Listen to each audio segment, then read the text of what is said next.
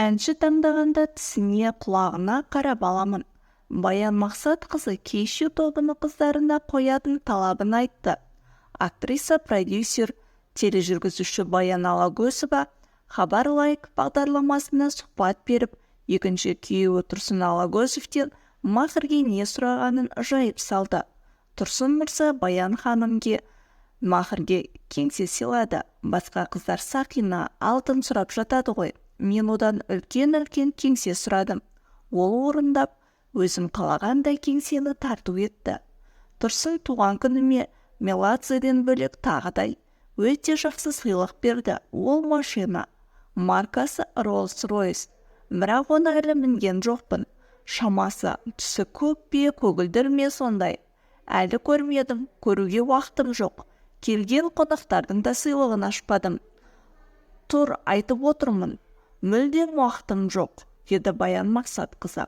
Ол сондай-ақ наурыз айында болатын өзінің жеке шығармашылық кеші жайлы айтты. Әнші өз концертінде ән айтады. Әртіс рөлге кіріп ойнайды. Ал мен продюсермін. Не көрсетем деп көп ойландым. Сөйтіп бұрын соңды болмаған шоу жасайтын болдық.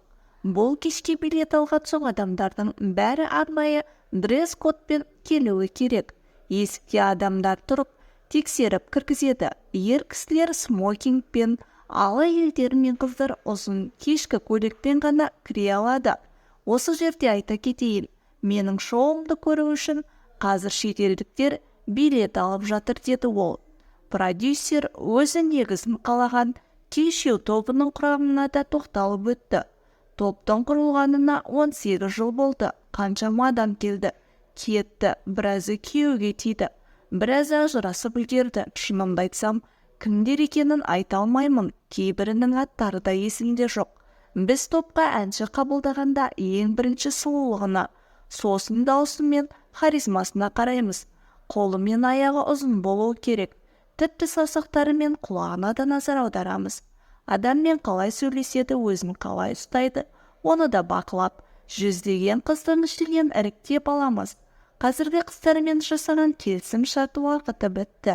Екеуі кетеді, олардың орнына екі қызды дайындап отырмыз, деді Баян Алагөзова.